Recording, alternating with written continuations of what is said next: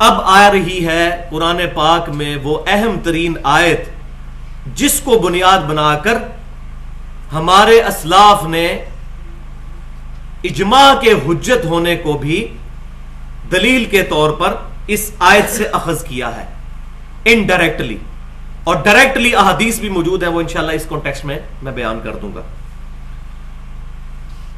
وَمَن يُشَاقِقِ الرَّسُولَ مِن بَعْدِ مَا تَبَيَّنَ لَهُ الْهُدَى، جو کوئی بھی رسول اللہ صلی اللہ علیہ وسلم کی مخالفت کرے اس کے بعد کہ اس کے پاس ہدایت کی بات آ چکی ہے، یعنی نبی صلی اللہ علیہ وسلم کو اللہ تعالیٰ نے وحی کے ذریعے جو باتیں ارشاد فرمائیں وہ اس تک پہنچ چکی ہیں، اس کے باوجود کوئی کتاب و سنت کی مخالفت کرتا ہے،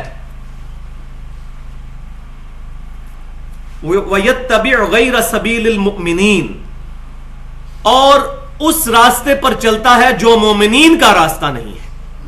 تو تعویل خاص کے اعتبار سے تو پرٹیکولر یہ صحابہ کرام علیہم رضوان کے بارے میں ہے کہ مومنین کا راستہ اختیار کرنا ہے، جو رسول اللہ صلی اللہ علیہ وسلم کی مخالفت کرے اور مومنین کی راہ چھوڑ دے، یعنی جس پر صحابہ کا اجماع ہو چکا ہے یا قیامت تک اہل حق جس پر اجماع کرتے رہیں گے تعویل عام کے اعتبار سے، اس راستے کو جو چھوڑ دے گا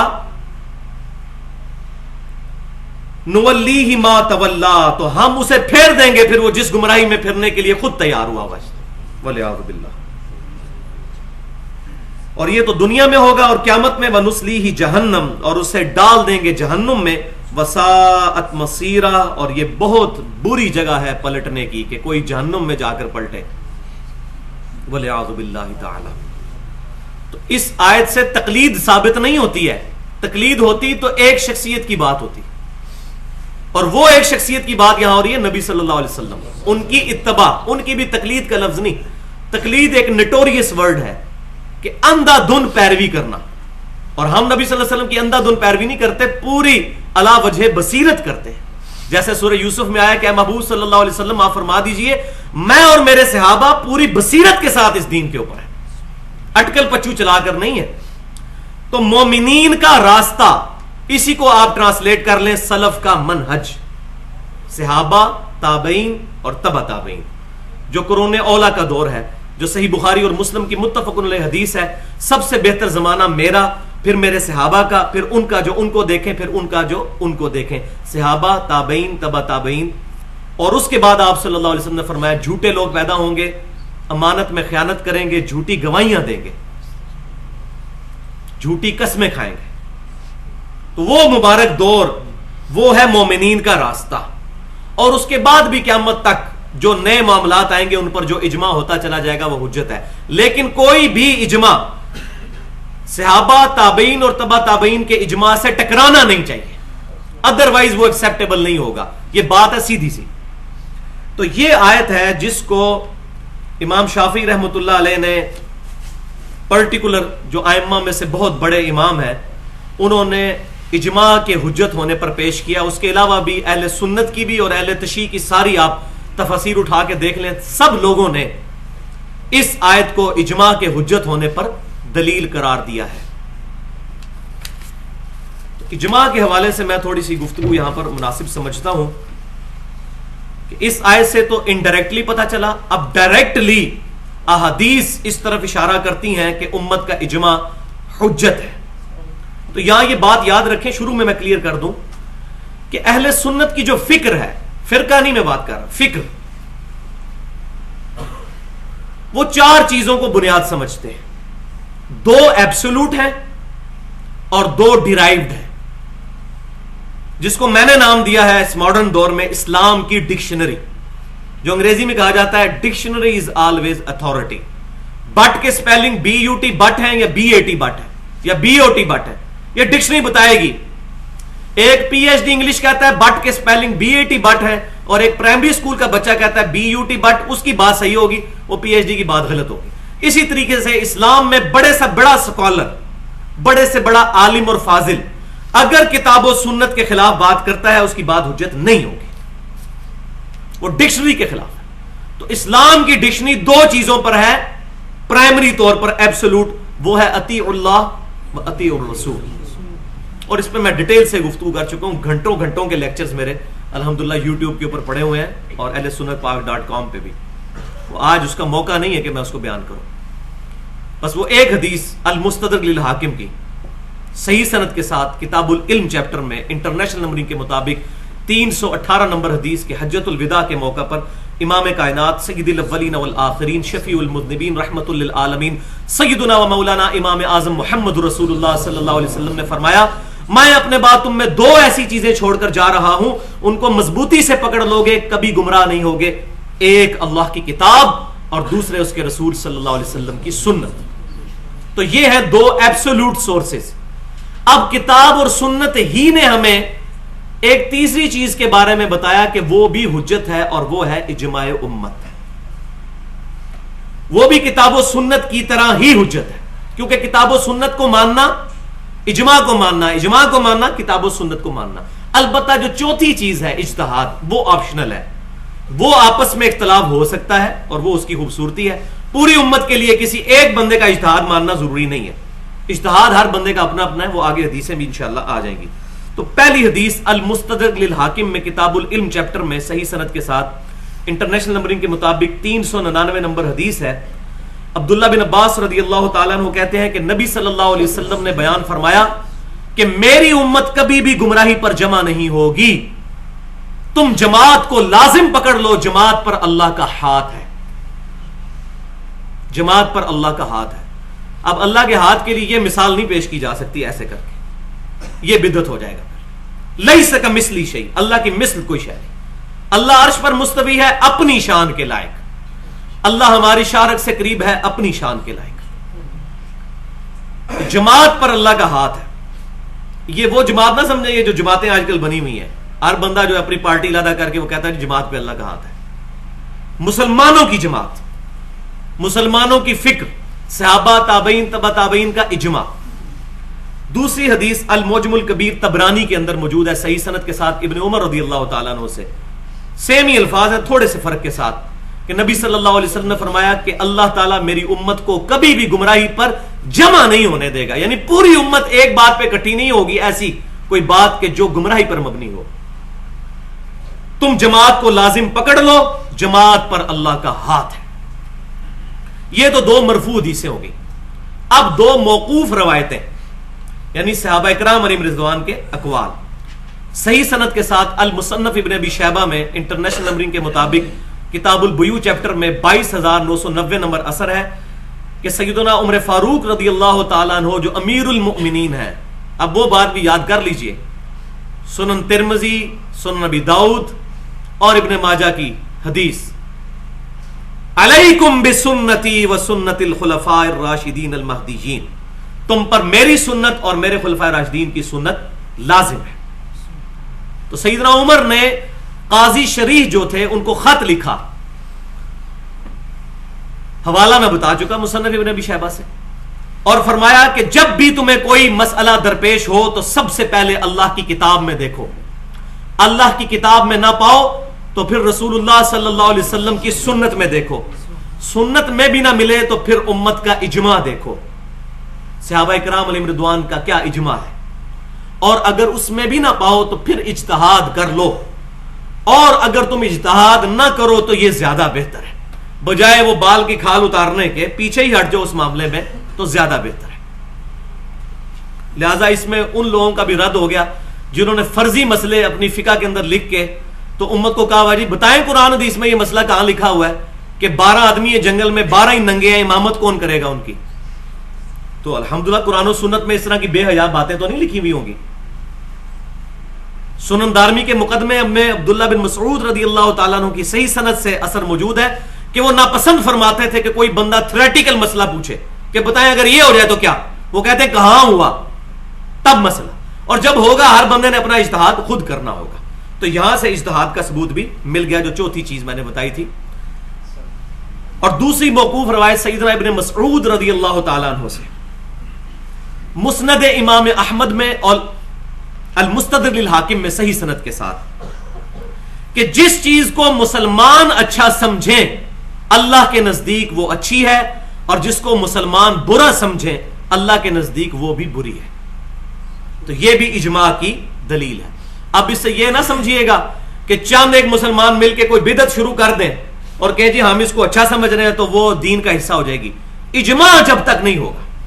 اگر اہل حق مخالفت کریں گے کتاب و سنت کے دلائل پر تو وہ بدعت ہی ہوگی, اجماع نہیں ہوگا. مثال کے طور پر اب ایک بہت بڑا اجماع ہو چکا ہے کہ ربیع الاول کے مہینے کے اندر, اور میں نے اس پہ پورا لیکچر بھی دیا تھا 12 ربیع الاول کے اوپر, 2 گھنٹے کا یوٹیوب پہ پڑا ہوا ہے, ولادت مصطفیٰ صلی اللہ علیہ وسلم اور رسول اللہ کی آخری وصیتیں صلی اللہ علیہ وسلم, کہ ربیع الاول کے مہینے کے اندر نبی صلی اللہ علیہ وسلم کی شخصیت کے بارے میں پروگرام ہوا کریں گے. اس پہ پوری امت نے اجماع کر لی ہے اتنے حصے پر. سیرت النبی کانفرنسز ہو رہی ہیں, امام الانبیاء کانفرنس ہو رہی ہے, امام اعظم کانفرنس ہو رہی ہے صلی اللہ علیہ وسلم, شافع محشر کانفرنسز ہو رہی ہیں, فضائل مصطفیٰ صلی اللہ علیہ وسلم کانفرنسز ہو رہی ہیں. یہاں تک امت نے اجماع کر لیا. لیکن اس کے بعد جو کچھ ہو رہا ہے, خانہ کعبہ اور مسجد نبوی کے ماڈل بنائے جا رہے ہیں, اور ہمارے ادھر جیلم کی تو بدبختی میں نے خود دیکھا ہے, روزہ شریف کا پورا ماڈل گنبد کے نیچے جالیاں بھی بنائی ہوئی ہیں اور عورتیں سامنے بیٹھ کے ایسے دعائیں کر رہی ہیں خانہ کعبہ کے آگے دروازہ, ان کے ماڈل کے آگے کھڑے ہو. اور میں یہاں ایمانداری کی بات کروں کہ بریلوی علماء خود خلاف ہیں اس کے, لیکن بات یہی ہے کہ جب ایک چیز شروع ہو جاتی ہے پھر مولویوں سے بھی باہر ہو جاتی ہے. اب وہ ان کو کہتے ہیں, وہ کہتے ہیں آپ گستاخ رسول ہیں. گستاخ رسول کا تو فتویٰ ہماری نوک کے اوپر ہے نا, جس کو مرضی جب چاہیں گستاخ رسول ڈکلیئر کر دیں. تو اب وہ ان کے قابو سے بھی باہر ہو چکی ہے. تو وہ اس طرح کی جو چیزیں امت کے اندر آئی ہیں ان پر کوئی اجماع وغیرہ نہیں ہے.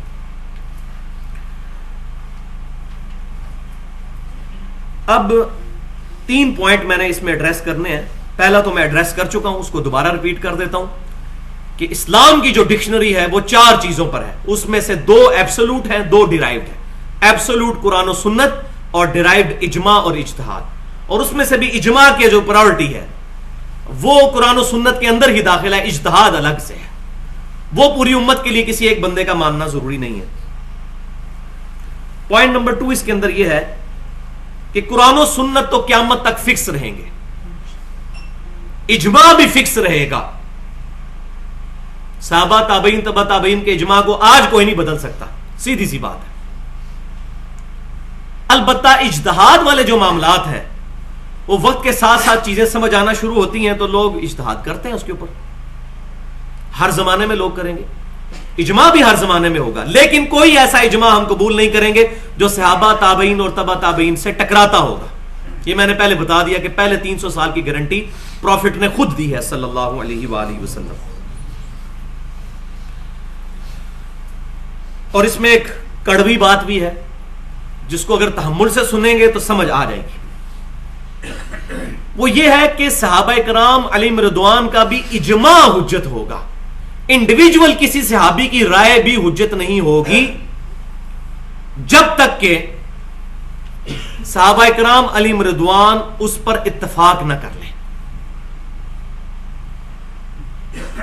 اگر کسی صحابی کی رائے سامنے آئی اور صحابہ کرام میں آپس میں اختلاف ہو گیا پھر ہم جمہور کو دیکھیں گے.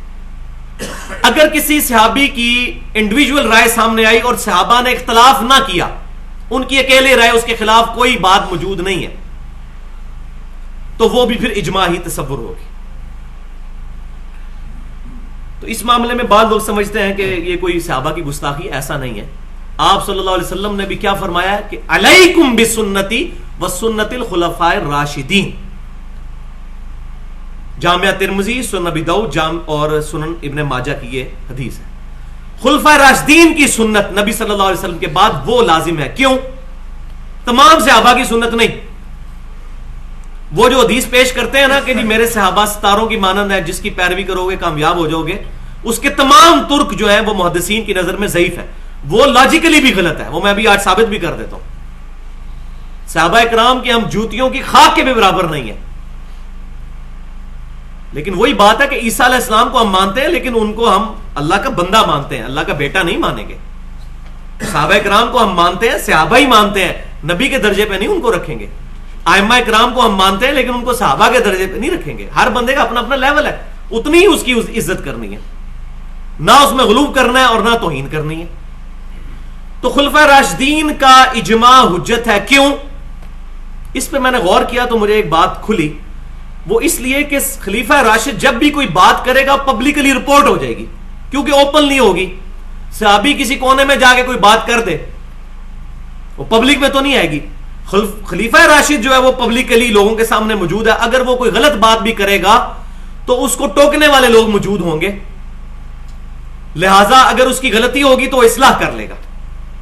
کہ یہ ایک ایسے معاملات موجود ہیں, جامعہ ترمذی میں صحیح سند کے ساتھ موجود ہے, سیدنا عمر فاروق رضی اللہ تعالیٰ عنہ نے اپنے مبارک دور میں حج تمتع پہ پابندی لگا دی تھی. تو ان کا اپنا بیٹا عبداللہ بن عمر رضی اللہ تعالیٰ عنہ, انہوں نے بغاوت کی. انہوں نے کہا نبی صلی اللہ علیہ وسلم نے جب اس کی اجازت دی ہے تو جس بات میں نبی صلی اللہ علیہ وسلم کوئی حکم ارشاد فرمائے تو میرے باپ کا نہیں حکم مانا جائے گا اس معاملے میں. انہوں نے بغاوت کی, سیدنا عمر نے اپنا ڈیسیژن واپس لے لیا. رپورٹ ہو گیا تھا نا. اسی طریقے سے صحیح بخاری اور مسلم کی متفق علیہ حدیث ہے, سیدنا عثمان غنی رضی اللہ تعالیٰ عنہ نے اپنے مبارک دور میں بھی حج تمتع پہ پابندی لگا دی. تو سیدنا علی نے خط لکھا سیدنا عثمان کو, وہ خط بخاری مسلم میں موجود ہے. یہ روایت چھپائی ہوئی ہے لوگوں نے. عبداللہ بن عمر کی تو سارے بتاتے ہیں, یہ کوئی نہیں بتاتا, حالانکہ یہ بخاری مسلم میں. اور سیدنا عثمان کو سیدنا علی نے لکھا میں کسی بھی شخص کی وجہ سے نبی صلی اللہ علیہ وسلم کی سنت نہیں چھوڑ سکتا, چاہے آپ ہی کیوں نہ ہو. سیدنا عثمان بھی پیچھے ہٹ گئے.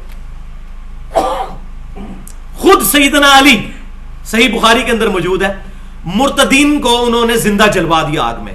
تو ابن عباس رضی اللہ تعالیٰ عنہ نے کہا کہ اے امیر المومنین یہ آپ نے کیا کیا؟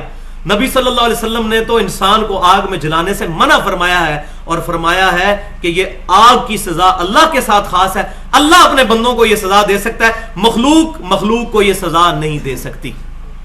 تو جامعہ ترمذی میں آگے ڈیٹیل موجود ہے. سیدنا علی نے رجوع کر لیا, انہوں نے نہیں آگے سے حدیث سنائی علیکم بسنتی و سنت الخلفاء راشدین کہ میں خلیفہ راشد ہوں تو میری سنت پہ عمل کرو. ظالم لوگ تیسری اور چوتھی صدی کے مولویوں کے بارے میں ہمیں کہہ رہے ہیں ہم ان کے اندھا دھن پیروی کرنی شروع کر دیں, اور صحابہ کرام تو خلفائے راشدین کے بارے میں نہیں تھے کرتے اندھا دھن پیروی. وہاں تو حدیث بھی موجود ہے, امام حنیفہ, امام شافعی, امام احمد بن حنبل, امام مالک کے بارے میں تو حدیث بھی کوئی نہیں موجود بائی نیم. ان بزرگوں کی ہم توہین نہیں کرتے, الحمدللہ ان کی اسلام کے لیے خدمات ہے, لیکن ان بزرگوں کے نام پر جو فرقے بنائے گئے ہیں ہم ان کی مخالفت کرتے ہیں. ہمیں حضرت عیسیٰ علیہ السلام سے کوئی دشمنی نہیں ہے, ان کے نام کے اوپر جو کرسچینٹی نے ان کے بارے میں ڈیوینٹی کلیم کر دی ہمیں اس سے اختلاف ہے. تو یہ مسئلہ بھی میں نے الحمدللہ اس حوالے سے کلیئر کر دیا. اب پوائنٹ نمبر 3 اس کے اندر کہ اجماع اہل حق کا ہوگا. اگر اہل باطل اہل حق کی مخالفت کریں گے وہ اجماع ایکسیپٹیبل نہیں ہوگا. مثال کے طور پر صحیح بخاری اور مسلم کی متفق علیہ حدیث ہے, کتاب استتابت المرتدین, حروریہ کے بارے میں, خوارج کے بارے میں. وہ سیدنا علی کو کافر کہتے تھے, معاذ اللہ استغفر اللہ, کہتے تھے 3 ایکسز آف ایول ہے, علی, معاویہ اور عمر بن عاص رضی اللہ عنہم اجمعین, اور تینوں کو قتل کرنے کا انہوں نے پروگرام بنایا. بائی چانس سیدنا علی ہی اس دن باہر آئے تھے نماز کے لیے, باقی 2 آئے نہیں, وہ بچ کے سیدنا علی کو شہید کر دیا. وہ شہید کرنے والا وہ کافر نہیں تھا, سیدنا عمر کے دور میں اس نے بڑی فتوحات کی ہوئی تھی ابن ملجم نے, لیکن تعویل کی غلطی لگ گئی تھی اس کو, اور سیدنا علی کے قربان جائیں. سیدنا علی نے خوارج کے ساتھ جنگ کی, نہروان پہ شکست فاش دی, پھر خوارج کے جنازے بھی خود پڑھائے. تو لوگوں نے کہا یہ تو آپ کو کافر کہتے تھے, انہوں نے فرمایا یہ مجھے کافر سمجھتے تھے نا, میں تو ان پر ان کی تکفیر نہیں کرتا. آج لوگ اللہ عنہ باتھ روموں میں لکھا ہوا شیعہ کافر, فلانا کافر, فلانا کافر. ظلم کی انتہا ہے. اہل قبلہ اور اہل کلمہ کی غلطی پوائنٹ آؤٹ ضرور کریں آپ, اس پہ آپ کو حق حاصل ہے, لیکن اس کی تکفیر کرنا یہ ظلم ہے, یہ خوارج کا طریقہ ہے. اب خوارج کئی معاملات میں صحابہ کرام سے ہٹ گئے تھے, تو انہوں نے اگر مخالفت کی تو اس سے اجماع نہیں ٹوٹے گا. منکرین زکات نے سیدنا ابوبکر صدیق رضی اللہ تعالیٰ عنہ اور صحابہ کے ساتھ مخالفت کی تو اس سے امت کا اجماع نہیں ٹوٹے گا. ہے تو مسلمان ہی تھے نا وہ, جن کے خلاف سیدنا ابوبکر نے رضی اللہ تعالیٰ عنہ نے جو ہے وہ ان کے ساتھ قتال کیا, تو اجماع نہیں ٹوٹے گا معتزلہ سے, روافض سے یا خوارج کے ساتھ, ان کی وجہ سے اجماع نہیں ٹوٹے گا اہل حق کا. اب آپ کو وہ حدیث سمجھ آئے گی. وہ حدیث پوری اس طرح ہے جامعہ ترمذی اور سنن ابی داؤد اور سنن ابن ماجہ کے اندر کہ آپ صلی اللہ علیہ وسلم نے ایک بلیغ خطبہ دیا, اور صحابہ کہتے ہیں کہ ہم سب لوگ اشک بار ہو گئے, اور ہمیں یہ یقین ہو گیا کہ آپ صلی اللہ علیہ وسلم کوئی ہم سے الوداعی گفتگو کر رہے ہیں اور فرمایا میرے بعد تم بہت فتنے دیکھو گے. اس وقت علیکم بسنتی و سنت الخلفاء الراشدین المہدیین، میری سنت اور میرے خلفاء راشدین کی سنت کو لازم پکڑ لینا. بڑے اختلاف تم دیکھو گے. الحمدللہ جب بھی اختلاف ہوا ہے ہم خلفاء راشدین کے ساتھ ہیں، چاہے منکرین زکات والا معاملہ ہو، ہم سیدنا ابوبکر صدیق رضی اللہ تعالیٰ عنہ کے ساتھ ہیں. سیدنا عثمان کے دور کے اندر ان مسلمانوں کا خروج سیدنا عثمان کے خلاف اجتہادی غلطی کی وجہ سے ہو، باغیوں کا، ہم ان کو کافر نہیں کہتے لیکن سیدنا عثمان کے ساتھ ہے. اسی طریقے سے سیدنا علی کے خلاف جو خوارج نے خروج کیا یا اجتہادی غلطی کی وجہ سے سیدہ عائشہ رضی اللہ تعالیٰ عنہ یا سیدنا معاویہ رضی اللہ تعالیٰ عنہ نے خروج کیا، ہم ان تمام معاملات کے اندر سیدنا علی کے ساتھ ہیں. اور اس میں ہمارا پورا ریسرچ پیپر بھی چھپ چکا ہوا ہے الحمدللہ. رافضیت، ناصبیت اور یزیدیت کا تحقیقی جائزہ. تو ہم علیکم بسنت و سنت الخلفاء الراشدین المہدیین ہیں، ان کے ساتھ ہیں الحمدللہ. اب اس ٹاپک کے آخر میں 17 مثالیں میں پیش کروں گا اجماع کی، جو کتاب و سنت سے ثابت نہیں، اجماع ہی اس کے لیے ایک دلیل ہے ہمارے پاس. 17 کا فگر میں نے اس لیے چوز کیا کہ دن رات میں فرض رکعتوں کی تعداد 17 ہے، اور 17 بھی پھر 2 حصوں میں ڈیوائیڈ ہے. 12 جو ہیں وہ پرانے مسائل ہیں اور 5 اس دور کے 14ویں اور 15ویں صدی کے اجماع ہیں، میں آپ کو بتاؤں گا انشاءاللہ. اور 12 اور 5 کی نسبتیں بھی موجود ہیں الحمدللہ. تو پہلی مثال اجماع کی وہ ہے، سیدنا علی رضی اللہ تعالیٰ عنہ نے جب 6 مہینے کے بعد سیدنا ابوبکر صدیق رضی اللہ تعالیٰ عنہ کی بیعت کر لی تو سیدنا ابوبکر صدیق رضی اللہ تعالیٰ عنہ کی خلافت کے اوپر اجماع ہو گیا صحابہ کا، سیدنا علی کے بیعت کرنے کے بعد. وہ پوری ڈیٹیل بخاری مسلم میں موجود ہے. اس میں دونوں طرف سے جو ہے وہ ایسے معاملات ہو گئے تھے. سیدنا ابوبکر نے بھی معذرت کی سیدنا علی سے، سیدنا علی نے بھی معذرت کی سیدنا ابوبکر سے. وہ ڈیٹیل ہے، وہ آج موضوع نہیں ہے. تو یہ پہلی مثال ہے اجماع کی، کیونکہ نبی صلی اللہ علیہ وسلم نے اپنا خلیفہ کسی کو نہیں بنایا، آپ نے تو قرآن کو بنایا تھا. صحیح بخاری اور مسلم کی متفق علیہ حدیث ہے. صحیح بخاری میں کتاب المغازی چیپٹر میں انٹرنیشنل نمبرنگ کے مطابق 4460 نمبر حدیث، نبی صلی اللہ علیہ وسلم کے وفات کے چیپٹر میں کہ عبداللہ بن ابی اوفا رضی اللہ تعالیٰ عنہ سے طلحہ رحمۃ اللہ علیہ نے پوچھا کیا رسول اللہ صلی اللہ علیہ وسلم نے اپنا وصی کسی کو بنایا تھا؟ تو انہوں نے کیٹاگوریکل ڈینائی کیا کہ نہیں، البتہ آپ صلی اللہ علیہ وسلم نے ہمیں اللہ کی کتاب پر چلتے رہنے کی وصیت فرمائی تھی. تو یہ ہے وصی، کیونکہ آپ صلی اللہ علیہ وسلم کا وصی قیامت تک کے لیے ہونا چاہیے. ادروائز تو آپ صلی اللہ علیہ وسلم کا اگر وصی پرسنالٹیز ہوں گی تو وقت کے ساتھ ساتھ ختم ہوتی چلی جائیں گی. تو یہ ہے وصی کتاب اللہ. تو صحابہ کا اجماع، یہ پہلا اجماع ہوا سیدنا ابوبکر صدیق رضی اللہ تعالیٰ عنہ کی خلافت کے اوپر. دوسرا اجماع اسی کانٹیکسٹ میں اس کو آپ شامل کر لیں کہ اس پہ بھی اجماع ہے کہ خلافت راشدہ 30 سال تک ہے، وہ حدیث بھی موجود ہے. اس کے بعد ملوکیت ہے، خلافت راشدہ نہیں ہے. دوسرا اجماع ہے قرآن پاک کو کتابی شکل میں ایک جگہ پر لے کر آنا. اس کا آغاز کیا سیدنا ابوبکر صدیق رضی اللہ تعالیٰ عنہ نے، اور اس کا کنکلوژن ہوا پھر سیدنا عثمان رضی اللہ تعالیٰ عنہ کے مبارک دور کے اندر، مصحف عثمانی. یہ دوسرا اجماع. تیسرا اجماع کہ صحابہ کی مرسل روایتیں حجت ہیں. مرسل کہتے ہیں عربی میں چھوٹا ہوا، جس کا واسطہ چھوٹا ہوا ہو. یعنی اگر صحابی نبی صلی اللہ علیہ وسلم کو کوٹ کیے بغیر اپنے ریفرنس سے کوئی بات ان کے پہنچے کہ سیدنا ابوبکر نے فرمایا یا سیدنا عمر نے فرمایا، اور نبی صلی اللہ علیہ وسلم کو مینشن نہ کریں، تو وہ بھی حجت ہوگی تا وقت کہ اس میں اختلاف نہ آ جائے. اختلاف آ جائے گا تو پھر حجت نہیں رہے گی. چوتھا اجماع قرآن پاک پہ اعراب لگانا. یہ صحابہ کے اینڈ دور میں ولید بن عبد الملک کے حکم سے حجاج بن یوسف ظالم اور فاسق شخص کی ذمہ داری لگائی. اس نے اس وقت ظاہر ہے کہ وہی تھا، رسپانسبلٹی اس کی لگی، تو اس نے قرآن پاک پہ اعراب لگائے تاکہ جو نیو مسلمز ہیں جو عربی نہیں جانتے ان کو قرآن پاک پڑھنے میں آسانی ہو. اس پر اجماع ہو گیا. پانچواں اجماع جو 30ویں صدی کے اندر آ کے ہوا ہے، یہ مسئلہ صحابہ تابعین تبا تابعین میں آپ کو نہیں ملے گا.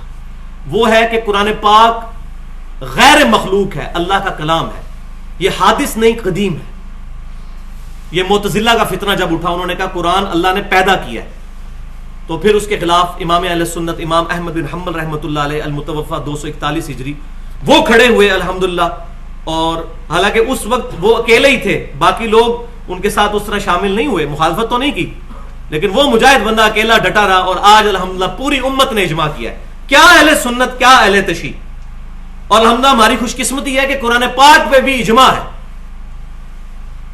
یہ جو مشہور ہے پبلک کے اندر کہ شیعہ کے کچھ 40 پارے ہیں، یہ سب جھوٹ ہے بھائی. یہی قرآن ایران سے بھی چھپ رہا ہے، یہ جو سعودی عرب سے چھپ رہا ہے، یہی مصحف، ایک ہی کاپی رائٹس ہیں. اور طلحہ یاسین نے جو لکھا ہوا ہے وہ ایران والوں نے بھی لیے ہوئے ہیں، سعودی عرب والوں نے. یہ پبلک کے اندر باتیں مشہور ہیں. وہ قرات کے اختلافات کو قرآن کی تعریف مانتے ہیں. قرات کا اختلاف تو ہماری بخاری کے اندر بھی موجود ہے، وہ ڈفرنٹ چیز ہے. قرآن پاک 7 قرات کے اندر نازل ہوا ہے، لیکن ہے یہی مصحف. لیکن ہمیں کبھی توفیق نہیں ہوگی کہ ہم کبھی شیعہ کے مکتبے سے قرآن کھول کے دیکھ ہی لیں کہ ان کا قرآن کیا ہے. اسی طریقے سے شیعہ کو پٹی پڑھائی ہوئی ہے کہ جی اہل سنت جو ہے یہ اہل بیت کو نہیں مانتے، معاذ اللہ استغفر اللہ. تو یہ مولویوں کے ہاتھ چڑھا ہوا ہے دین سارا، ایک دوسرے کے خلاف نفرتیں پھیلائی ہوئی ہیں. چھٹا اجماع جو ہے وہ تراویح کا پورا مہینہ جماعت کے ساتھ پڑھنا. نبی صلی اللہ علیہ وسلم سے ثابت نہیں، سیدنا ابوبکر صدیق سے ثابت نہیں، سیدنا عمر کے شروع کے دور میں ثابت نہیں ہے. ڈیٹیل کے ساتھ میں نے اس کو ایڈریس کیا رمضان والے اپنے لیکچر میں. جو 20 نمبر اختلافی مسئلہ موجود ہے اہل سنت پاک .com پہ، 20 تراویح والا، کہ 20 تراویح کے بارے میں کیا ہے معاملہ، تراویح کی اصل تعداد کتنی ہے، اور ارمین میں کیوں 20 تراویح ہوتی ہیں اور کیا مسئلہ ہے، اس کو میں نے ڈیٹیل سے اس میں ایڈریس کیا. تو تراویح پورا مہینہ جماعت کے ساتھ پڑھنا، اس پہ صحابہ کا اجماع ہوا ہے. لیکن یہ نہیں ہے کہ یہ فرض ہے یا واجب ہے، گھر بھی پڑھ سکتے ہیں. اجماع کی یہی خوبصورتی ہے، اجماع کبھی کتاب و سنت کے خلاف نہیں ہوگا. اگر یہ اجماع ہو جاتا نا معاذ اللہ استغفر اللہ کہ جس نے گھر پڑھی اس کی تراویح نہیں ہے، پھر ہم اس اجماع کو نہ مانتے. اور یہ کبھی نہیں ہوگا کہ اجماع جو ہے وہ کتاب و سنت کے خلاف ہو. یہ بعض لوگوں نے پکھنڈ مچایا ہوا ہے، وہ مناظروں کے اندر کہتے ہیں جی ہم اس اجماع کو نہیں مانتے جو کتاب و سنت کے خلاف ہو. یہ اسی طرح ہے جی ہم اس مچھلی کو نہیں مانتے جو ہوا میں رہتی ہو. مچھلی رہتی پانی میں، اجماع ہمیشہ ہوتا ہی کتاب و سنت کے حق میں. حضور گارنٹی دے رہے ہیں کبھی خلاف نہیں ہوگا. آپ کس طرح کہہ سکتے ہیں اجماع خلاف ہو جائے گا؟ آپ یہ ضرور کہہ سکتے ہیں کہ آپ یہ دعویٰ کریں کہ فلاں معاملے میں اجماع نہیں ہے، یہ آپ کو حق حاصل ہے، کوئی اختلافی قول لے آئیں. لیکن یہ نہیں ہے کہ جس پہ اتفاق ہو چکے آپ کہیں گے جی میں نہیں اس کو مانتا، کتاب و سنت میں نہیں لکھا ہوا. جیسا کہ بعض غیر مقلدین کرتے ہیں. غیر مقلد اور اصحاب الحدیث یا اہل سنت میں فرق ہے.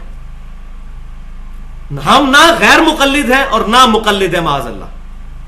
ہم قرآن پاک کو اور سنت کو صحابہ تابعین تبع تابعین سلف کے منہج کے اوپر مانتے ہیں. ایک انڈیویجول کے پیچھے نہیں چلتے، سلف کا فہم لے کے سب کے سب کا. ایک انڈیویجول کو تو غلطی لگ سکتی ہے، اجماع کو غلطی نہیں لگے گی، وہ نبی صلی اللہ علیہ وسلم کو اللہ تعالیٰ نے گارنٹی دی ہے. ساتواں یہ ہے ذرا تھوڑا سا لطیفہ، وہ ہے بھینس کا حلال ہونا. یہ اکثر آپ سوال سنتے ہوں گے اہل بدعت سے، جی بھینس بتائیں کہاں حلال ہے قرآن و سنت سے. اور بھائی اجماع ہے، کہتے ہیں جی 1 لاکھ روپیہ دیں گے بھینس کا حلال ہونا ثابت کریں. ہم 2 لاکھ روپیہ دیں گے آپ بھینس کا حرام ہونا ثابت کریں. جس کے بارے میں حرام کا حکم نہیں آیا امت نے اجماع کیا. اور بےچارے یہ چونکہ علمی طور پہ اتنے پڑھے لکھے لوگ نہیں ہوتے تو ان کو یہ بات پتا نہیں ہے کہ عرب کے اندر جانور ہوتا ہے گائے. وہی جانور جب ہمارے سب کانٹیننٹ برصغیر میں آتا ہے تو وہ بھینس ہے. ہر علاقے کے جانور مختلف ہوتے ہیں. پہاڑی بکرا، چھترے والا بکرا اور دوسرے عام بیتل بکرے، فرق ہے بھائی. آپ کو کہنے بتاؤ جی بیتل بکرا اور چھتر، یہ تو آپ امام حنیفہ سے بھی نہیں دکھا سکتے تھے. انہوں نے کہ ان کو پتا ہوگی یہ قسم ہے. تو بکری کی قسم، اس طرح گائے کی قسم میں ہی بھینس بھی داخل ہے. اس میں کون سی راکٹ سائنس ہے کہ فلاں نے آ کے بتایا؟ قرآن پاک میں آیا ہے کہ مویشی آپ کے لیے حلال ہے. جتنے مویشی ہوں گے، کتنی قسمیں ہوں گی، چاہے قرآن و سنت میں ان کا نام نہ بھی آئے ہوں تب بھی وہ حلال ہوں گے. 8ویں مثال کہ مردے کو قبلہ رخ لٹانا، میت کو قبر کے اندر اس کا چہرہ قبلہ رخ کرنا، اس پر کوئی قرآن و سنت کے اندر دلائل موجود نہیں ہے، اس پہ اجماع ہی ہے الحمدللہ. 9ویں چیز جو ضعیف حدیثوں سے ثابت ہے لیکن صحیح حدیث سے نہیں، وہ ہے کہ بچہ پیدا ہو تو اس کے کان میں اذان دینا. اس پر ہے اجماع، بچے کے کان میں اذان دینا. 10واں دو سجدوں کے درمیان ہاتھ دونوں زانوں پر رکھنے ہیں، اس پہ کوئی حدیث موجود نہیں ہے. یہ وہ کہتا نہیں تکبیر تحریمہ سے لے کر سلام تک حدیث سے نماز بتائیں، تو ہم حدیث سے بتائیں گے. حدیث نے اجماع کو حجت کہا ہے. تین چیزیں لی جائیں گی، قرآن، سنت، اجماع. تو یہ اجماع سے ثابت ہے، مسلمانوں کا عملی تواتر ہے کہ دو سجدوں کے درمیان ہاتھ زانوں پہ رکھنے ہیں. تشہد کا تو حدیثیں موجود ہے کہ زانوں پہ رکھنی، اس کے بارے میں نہیں ہے. اور اس میں میرا اپنا بھی اس معاملے میں اجماع یہ ہے، میں سمجھتا ہوں کہ رکوع کے بعد ہاتھ چھوڑنے پر. یہ چند عرب کے لوگ ہیں جنہوں نے یہ معاملات اٹھائے، اور وہیں شیخ البانی نے ان کے خلاف لکھ بھی دیا کہ بدعۃ نجدیۃ، یہ نجدیوں کی بدعت ہے رکوع کے بعد ہاتھ باندھنا. پوری امت کا اتفاق ہے کہ رکوع کے بعد ہاتھ چھوڑنے ہیں. اہل سنت کے سارے گروہ، حنفی، شافعی، مالکی، حنبلی، اہل تشیع، سب کے سب رکوع کے بعد ہاتھ چھوڑتے ہیں. پوری امت کا عملی تواتر اور اجماع ہے کہ رکوع کے بعد ہاتھ چھوڑنے. بلکہ سنن نسائی کے اندر جو 860 نمبر حدیث ہے انٹرنیشنل نمبرنگ کے مطابق، اس میں اشارہ بھی اس چیز کا موجود ہے کہ رکوع کے بعد ہاتھ چھوڑنے. یہ ایک علیحدہ سے علمی بحث ہے، اس میں بھی اجماع ہے. 11واں یہ ہے کہ کہکہ لگانے سے وضو ٹوٹ جاتا ہے، کہکہ لگانے سے نماز ٹوٹ جاتی ہے. وضو کے بارے میں اختلاف ہے، حنفی کہتے ہیں ٹوٹ جاتا ہے، ہم اس میں سمجھتے ہیں کہ وہ ضعیف روایتیں ہیں. بل اجماع ادھر تک تو موجود ہے کہ کوئی شخص نماز میں کہکہ لگا لے تو اس کا جو نماز والا معاملہ ہے وہ ختم ہو جائے گا، نماز دوبارہ سے شروع کرے گا. 12واں اجماع یہ ہے جو بھی بعد میں ہوا، تیسری، چوتھی، 5ویں صدی ہجری، بلکہ 6 تک جا کے ہوا. وہ ہے کہ صحیح بخاری اور مسلم کی تمام متفقن احادیث جو ہے، متفقن علیہ احادیث پرٹیکولر، اور صحیح بخاری اور مسلم کی علیحدہ سے بھی متفقن علیہ تو ہے ہی ہیں، علیحدہ سے جو متصل الاسناد مرفوع احادیث ہیں، اقوال نہیں، تعلیقاً روایتیں نہیں، صرف مرفوع احادیث بخاری اور مسلم کی، وہ تمام کی تمام قطعی الصحت ہے. شاہ ولی اللہ دہلوی رحمۃ اللہ علیہ نے حجت اللہ البالغہ میں اس پر اجماع لکھا ہے. یہ تو ہوگی 12 مثالیں ہمارے پرانے دور سے. اب نئے دور کی 5 مثالیں، یعنی مثال نمبر 13، وہ 14ویں صدی اور 15ویں صدی کے اندر ابھی بالکل لیٹسٹ اجماع ہوا ہے کہ قادیانی فرقہ اسلام سے خارج ہے. چاہے غلام احمد قادیانی دجال کو وہ پیغمبر مانتا ہو، چاہے غلام احمد قادیانی دجال کو وہ امتی نبی مانتا ہو یا مجدد مانتا ہو اس کذاب کو، وہ دار اسلام سے خارج ہے. اس پہ اجماع ہے. قادیانی فرقہ یہ اسلام سے خارج ہے. یہ اجماع جو ہے ابھی 14ویں اور 15ویں صدی کے اندر آ کے ہوا ہے. مثال نمبر 14 ہے کرنسی نوٹ کے اوپر. احادیث میں تو یہی ملتا ہے کہ آپ نے بکریوں کی زکات دینی ہے تو اس میں سے بکریاں دینی ہیں، سونے کی زکات دینی ہے تو اس میں سے سونا ہی توڑ کے دینا ہے، چاندی کی زکات دینی ہے چاندی دینی ہے. لیکن سونا، چاندی، ان بکریوں، ان تمام چیزوں کے عوض نوٹ کی شکل میں بھی زکات دی جا سکتی ہے. اس پہ بھی امت کا اجماع ہے. قرآن و سنت میں ظاہر ہے یہ بات ہی کو نہیں موجود ہوگی. اب جو لوگ کہتے ہیں جی ہم مقلد ہے تو امام حنیفہ سے دکھائے نا کرنسی نوٹ کا، ان کو بھی نہیں پتا ہوگا.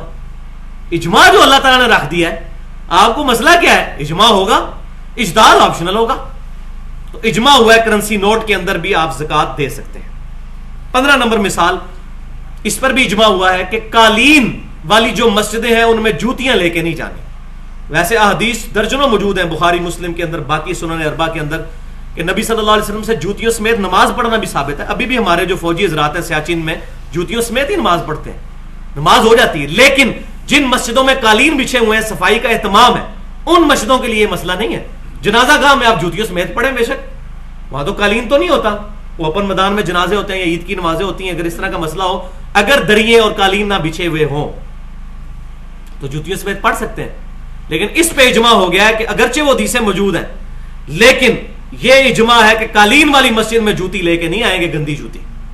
ہاں اگر بالکل صاف جوتی ہے، جیسے آج سے 20 25 30 سال پہلے طواف کعبہ کے دوران اتنی زمین تپ جاتی تھی جب تک وائٹ ماربل نہیں لگا تھا، تو لوگ علیحدہ سے نئے جوڑے لے جاتے تھے. بالکل وہ علیحدہ سے طواف کے لیے انہوں نے جوڑے رکھے ہوتے تھے. جس طرح آج ہم موزے بھی پہنتے ہیں، بھی جوتوں کی ایک شکل ہے، وہ آپ پہن سکتے ہیں، لیکن وہ باہر نہ آپ ان کو استعمال کریں. تو اس پہ بھی اجماع ہے. 16واں اجماع وہ ہے لاؤڈ سپیکر کے اندر نماز. پہلے تو مولوی پنجے جھاڑ کے پیچھے پڑ گئے تھے لاؤڈ سپیکر کے. شیخ اشرفی تھانوی صاحب بھی، ہم ان کی نیت پہ نہیں شک کرتے، مطلب انہوں نے خالصتاً اللہ کی رضا کے لیے ایسا فتویٰ دیا ہوگا کہ یہ شیطانی آواز ہے. احمد بریلوی صاحب کا بھی یہ فتویٰ ہے، اور خود اب احمد بریلوی صاحب کے اپنی گدی سے ان کے اپنے شاگردوں نے اس کے خلاف فتویٰ دیا. جو بندی علماء نے بھی اس کے خلاف فتویٰ دیا. تو لاؤڈ سپیکر کے اوپر بھی اجماع ہو چکا ہے کہ لاؤڈ سپیکر میں نماز پڑھائی جا سکتی جب پبلک زیادہ ہو. لیکن یہ جو تماشا ہے نا کہ 4 نمازی پیچھے کھڑے کر کے باہر کا لاؤڈ سپیکر کھول کے پوری دنیا کے اندر جو شور مچایا ہوتا ہے، اس پہ کوئی اجماع نہیں ہے. یہ زیادتی والی بات ہے. تو اس پہ کوئی اجماع نہیں ہے. 17واں اور آخری اجماع. ہاں جی، اب دل تھام لے آؤ، یہ میں نے آخر میں رکھا ہوا تھا اور انشاءاللہ اجماع ہو چکا ہے اس پہ. جو لوگ پہلے بڑے فتوے لگاتے تھے نا، اب وہ ہٹتے ہی نہیں ٹی وی کے آگے سے. اور وہ ہے کہ ویڈیو فلم بنانا یہ جائز ہے. ویڈیو فلم، تصویر کی نہیں بات کر رہا، ویڈیو فلم کی بات کر رہا. تصویر کے اوپر ابھی سخت اختلاف موجود ہے کہ جو سٹل تصویر ہوتی ہے، لیکن جو موونگ ہے اس کے اوپر الحمدللہ اجماع ہو چکا ہے امت کا. آج کی تاریخ کے اندر تمام علماء، ایون الیاس قادری صاحب جنہوں نے پوری پوری کتابیں لکھی، ٹی وی کی تباہ کاریاں، پورے پورے درس دیے لوگوں کے، ہاکے مروا کے انہوں نے ٹی وی توڑوائے، لیکن میں ان کو داد دیتا ہوں کہ انہوں نے الحمدللہ جب اس معاملے میں رجوع کیا، پھر انہوں نے ریٹن فارم کے اندر اپنا رجوع لکھا اور 40 کے قریب علماء بریلوی سے فتوے لیے کہ میرا موقف پہلے غلط تھا، میں رجوع کرتا ہوں. اسی طریقے سے کچھ اور لوگ بھی ہیں جنہوں نے ٹی وی کے معاملے میں، ویڈیو کے معاملے میں غلو کیا. اب ان کے بارے میں یہی کہوں گا کہ آج سے پہلے مجھے یاد ہے ڈاکٹر ذاکر نائک کے بارے میں مطلب بڑے عجیب و غریب فتوے آنے شروع ہو گئے. جی یہ تو جناب حرام کام کر رہا ہے، ویڈیو بنوا رہا ہے. اب میں نام نہیں لیتا ان مولویوں کے کیونکہ ان کو برا لگ جائے گا. اب وہ ٹی وی پہ بیٹھے ہوتے ہیں آ کے. ایک زمانہ تھا کہ پیٹھ کے پیچھے کیمرہ رکھ کے وہ اپنے انٹرویو ریکارڈ کرواتے تھے، اب سامنے رکھ کے کرواتے ہیں. لیکن مجھے ان پہ دکھ ہے کہ انہوں نے ابھی تک اعلانیہ توبہ نہیں کی اپنے اس گناہ سے جو انہوں نے اہل سنت کے علماء کے اوپر حرام کاری کے فتوے لگائے تھے پہلے. اس میں الیاس قادری صاحب کو سلام پیش کرتا ہوں، ان کی غلطیاں اپنی جگہ، لیکن ان کو میں کہتا ہوں یہ مجرم لوگ ہیں کہ انہوں نے اہل سنت کے علماء کے بارے میں زبان درازیاں کی، ان کو ممبروں کے اوپر باتیں کی کہ حرام کاری کرتے ہیں ویڈیو بنا کے. اب یہ خود ویڈیو بنوا رہے ہیں اور بڑی بڑی دفاع کونسل کانفرنسز کے اندر ویڈیو اور تقریریں آ رہی ہیں، لیکن کسی کو یہ شرم نہیں آ رہی کہ میں اعلانیہ طور پہ توبہ کروں میں نے اہل سنت کے علماء پہ فتوے کیوں لگائے. توبہ کریں ریٹن میں. اعلانیہ گناہ کی توبہ اعلانیہ ہوگی. تو اگر یہ بات وہاں تک پہنچے ان کو بتائیں کہ آپ کا یہ جرم معاف نہیں ہوا، جو کچھ آپ نے اہل سنت کے علماء کی بدنامی کی، اصحاب الحدیث کی، کتاب و سنت کے منہج کے ماننے والے لوگوں کی، اب شرم کریں اور اس پہ اعلانیہ توبہ کریں. تو یہ ہو گیا ہمارا اجماع والا ٹاپک، الحمدللہ اس کانٹیکسٹ میں کور ہو گیا. اللہ ہی کرے سیدھا. اور ایک امید کی کرن ہے کہ وہ امام مہدی جب آئے تو تب معاملہ کوئی اجماع ہو جائے. امام مہدی پہ بھی اجماع ہوگا. یہ بھی آپ ایک اور اجماع بھی سن لیں جو بھی ہونا ہے، میں پہلے ہی آپ کو بتا دوں اجماع ہونا ہے امام مہدی کے اوپر. پہلے تو یہ ہوا ہے اجماع کہ امام مہدی نے آنا ہے. نزول عیسیٰ پہ بھی اجماع ہے الحمدللہ. سبحانک اللہم بحمدک اشہد ان لا الہ الا انت استغفرک واتوب الیک وما علینا الا البلاغ المبین.